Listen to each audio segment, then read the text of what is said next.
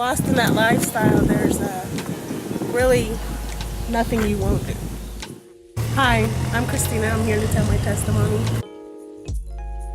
You know, I was young though, 17. I learned it from my mom. She was a prostitute. So I was born into a broken home. My mom and my dad was a raging alcoholic. He used to beat my mom up all the time. So it was normal for me to walk over my mother when she had blood all over her. Because as a child, you learn what you're taught. So I didn't know what normal was. He beat her up so bad that, you know, she lost children behind it. And me and my brother be playing, and we'd just be like, Mom's in the way, let's just continue playing, you know? That's what we thought life was about. So eventually my mom left and got with another man. He was also an alcoholic, and she was like his trophy wife, so they were gone all the time. And that's when the babysitters started coming. They were men and women. I was molested first by women, then following men.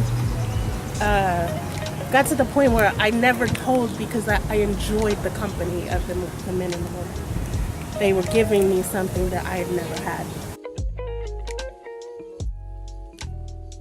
And then we moved to this neighborhood, actually.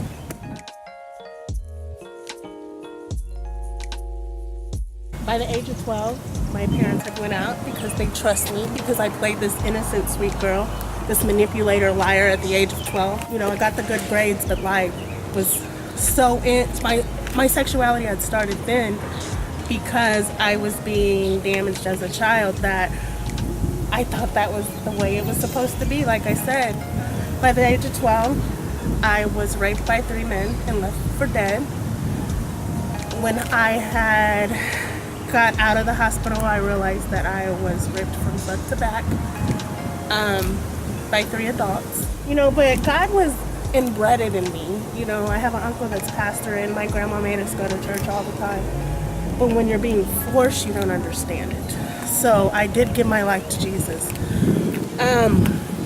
By the age of 15, I was pregnant with my first child. I had my first child by a dope dealer who was exactly like my father. He beat me, cheated on me, gave me diseases. I didn't know that I was being treated incorrectly. You know, I didn't know. I could keep continuing to say that I didn't know, but I really did not know. I thought this is how every little girl was treated. By the age of 17, I walked in and I gave my child to his father. By the age of 17, I was smoking crack with my mom. By the end of the night, my first trick was 5 men in a van, 5 Mexican men in a van. You know, those were the best because there's always a bunch of them. You know, there's always a bunch of them late night after drinking. That was the first time I ever took a trick. So right here. And so the process would be just to get on the phone, walk around, and already cars just start going down the street. They start pulling over.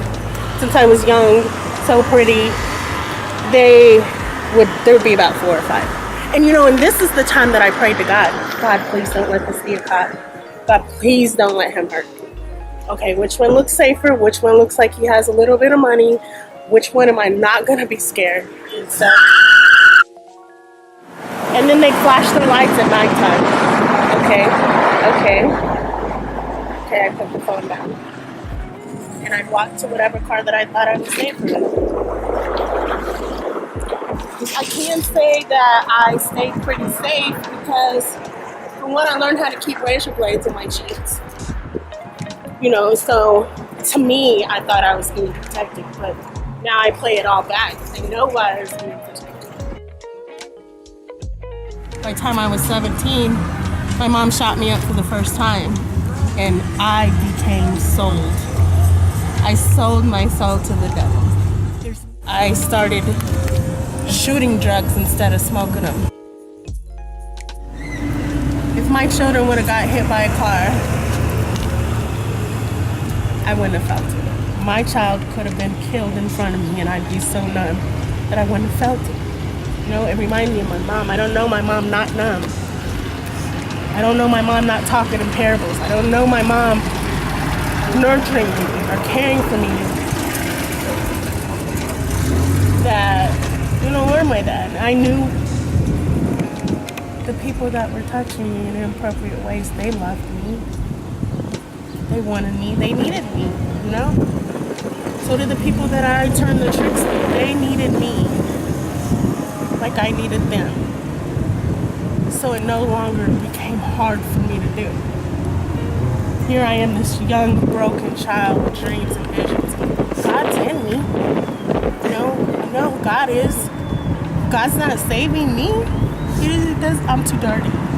But I remember one day that I was walking to Walmart and, you know, I had guns and I had drugs and I was so high. I'd been up for days. I was on the run.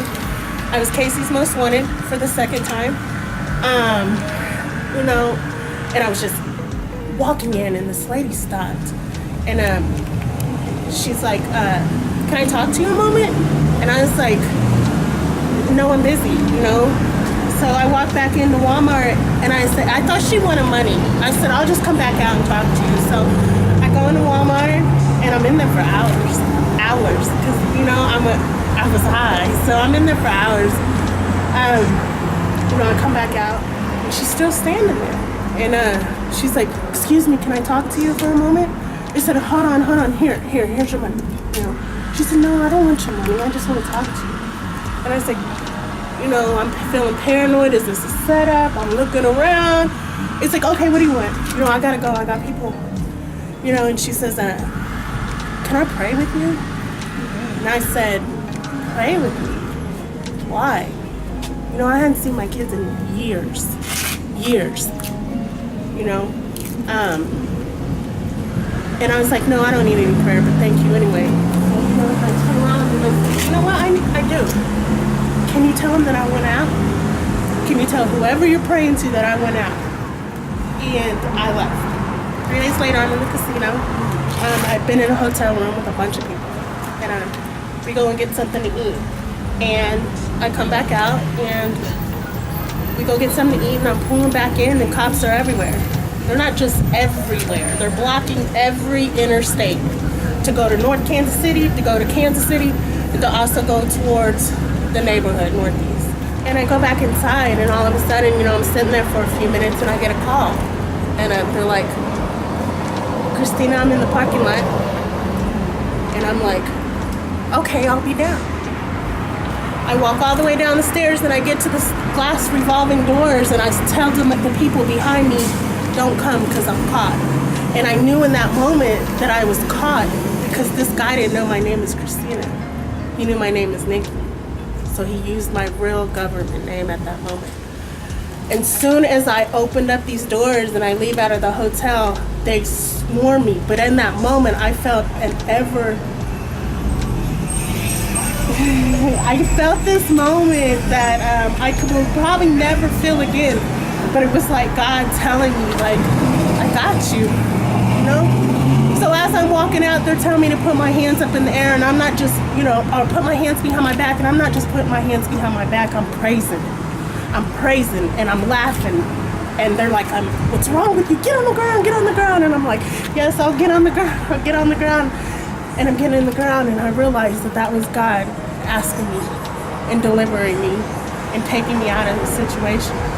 You know, I had 3 different counties standing outside of there. When I went to jail, I was facing 32 years. And so, in that moment, I wasn't mad, I wasn't sad. That's the happiest day of my life. Because I knew that I was free, you know? And here I am today. So he took my pain, gave me purpose. It's my pain to purpose.